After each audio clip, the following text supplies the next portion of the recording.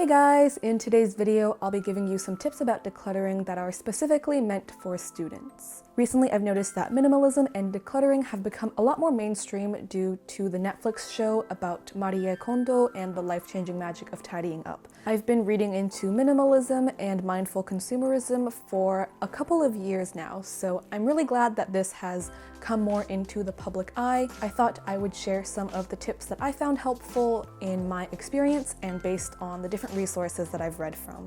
First of all, I'm pretty sure you've heard about the KonMari method and keeping only what sparks joy from either the Netflix show or the other resources and decluttering videos that have come out since then. I'm not going to rehash the whole book in this video, but I do recommend you check out either the whole book or some sort of summary online. My tips in this video aren't a general guide to decluttering, but rather tips on how to address 3 different categories that are specific to students, which are books, notes and papers, and stationery.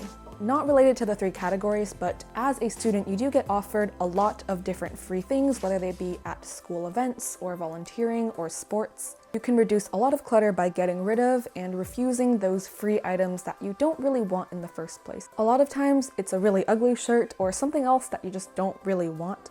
If you wouldn't go out and choose it in the first place, you shouldn't take it for free. And let's start off with old notes and papers from previous school years or a previous semester.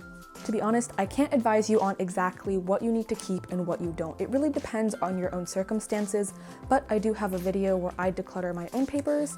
I'll link it in the cards right now and in the description, and it will give you some more insight into the thought process that I have and hopefully help you on your own decluttering. Usually there will be 3 separate sections of things you definitely want to keep, things you definitely don't need anymore, and a weird middle category where you're not sure whether you need to keep them or not, and it might be kind of risky to get rid of them in case you do end up needing them again. For this category, I would say you should digitalize the notes. You can scan them and then upload them to the cloud so that you don't have to have the physical clutter in your space, but if you end up actually needing them, you can still access them. For the old notes that you're getting rid of, definitely make second use out of them. If you have a friend who's taking the class next semester or next year, lend them to your friend, or you could try to sell them online. I don't know how exactly that works, but I hear it's a thing. Or last resort, you can just recycle them.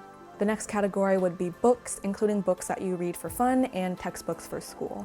Old reference books like giant encyclopedia sets or a whole dictionary are definitely unnecessary nowadays. You can access all of this general information on the internet, so there really is no point in keeping them. For your textbooks with more niche information that isn't necessarily available to the public, I'm not really sure again how to address this. It really depends on your circumstances, so go with your own judgment. For books that you read for fun, one of the main problems that I personally had is sentimental attachment to a lot of books. And I'm definitely not saying that you have to get rid of all of your books, especially the ones that you're really attached to. I know that I keep all of my Harry Potter books, even though I don't reread them as often as I'd like to. One reminder from the life-changing magic of tidying up that helps me keep things in perspective though, is that the value of a book is how the story or the information affects you and what you learn from it, not physically keeping it with you. On the opposite end of the spectrum, for brand new books that you just haven't read yet, if you bought them ages ago and you still haven't read them, chances are it's unlikely that you will actually read them. So personally, I'd recommend getting rid of them, but it really depends on your circumstance again. I know I'm really attached to books as well, so no judgment here. To get rid of these books in a helpful way that will ensure that they aren't wasted, you can sell your books or textbooks online. There are quite a few different websites where you can do this, and you can find them on Google. Or you could donate your books to your local library. And the last category is pens and stationery. And to be honest, I'm probably not the best person to give you advice on this, since I really love pens and stationery. Definitely do follow the KonMari method of only keeping what sparks joy.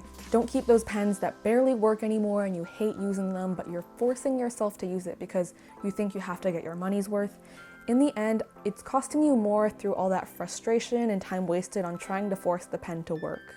Also, get rid of the stationery and school supply items that are part of your ideal study life, but you never actually use. You're just keeping them in hopes that you will become that ideal student who uses those things. For me personally, I bought quite a few colorful pens because I like the idea of having multiple colors of pens and making my notes all cute and pretty with these different colors, but realistically, all I use is a black pen and a red pen for corrections. So personally, that's something that I would get rid of because it's just part of my ideal image. I hope you found this video helpful, and if you have other tips, be sure to leave them in the comments. I upload new videos every Monday, and my Tumblr and Instagram are both at studyquill if you want to check them out. See you next time!